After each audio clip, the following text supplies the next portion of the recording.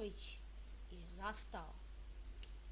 A on je Stena, on je stao kod sredine, ne znam, Romu baš najbolje. Ne znam, on je prošao nekako. Znate da možete vi da postavljate Živi zid? Ćemo probati Stas. Ti šutnu na gol? Ne bre, dodao. Centrira, ali teo sam onako nešto kao... Samo nisam uspio. Sirigu. Ja kažem Sergiju. Ti kažeš? Da. Što? Ne. David Luiz jako dobar u odbrani. To se i vidi. Ni Thiago Silva je u odbrani, jes? Ako da nije u izmeni nešto ga nema. Evo prilike za Edisona Cavanija. Cavani... Ko je taj golman?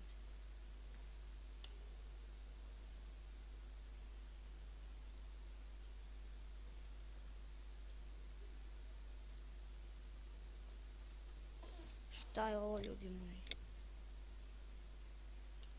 Ajde da vidim da li će prebaciš Ibrahimović. Teško, teško. Prilike za kontru. Jako dobra kontra, evo prilike. Cavani, šta radiš, to jebem li ti krv, ja u pičku. Ajmo Ibrahimoviću. Ajmo Imbra! Jebote što brani dobro ovaj golman. Ko je to? Ne znam li te ko je. Jako dobar golman jebote. Kada ga bude primio, bit će dobro. Mota ka Ibrahimoviću, kako da ga primi, gledaj kako brani jebote život. Primit će ga vidjeti. Kako dobro brani. Faula ili iz penala. Što penal, majke, nećemo prvi. Možda će biti penal, ne.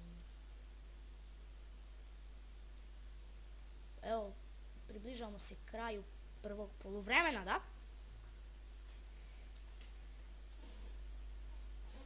Sorry, pipao.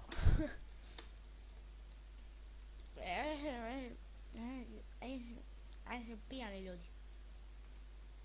Ovo Verratti, jest? Dalje prekršaj nije.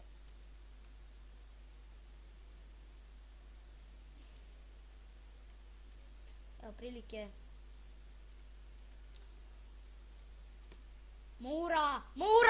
Rekao sam na početku utakmice da je on loš u postavi. Ali, brate, jedini je dao gol golmanu iz prvog šuta, pazite to ljudi moji.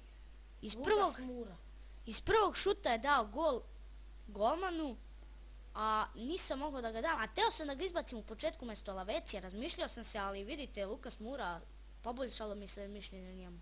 Jedini je postigao pogodak, pogledajte. Jako dobro, svaka mu čast. Mislio sam, nema toga ništa. Prvo sam pomislio da je Thiago Silva, onda sam se zapitao kako to, ali Lukas Moura ipak. I srećom postižemo pogodak. Evo prilike još jedne za Ibrahimovića. Greška Ibrahimovića, trebao da ga preseče tu malo, da ga gurne. Ibrahimović! Vidite ljudi moji, ne možemo se dati gol, samo Lukas Moura je njegov ključ. Evo vidite, dolazi kod golmana, ga pita šta si jeo danas? Jeo parče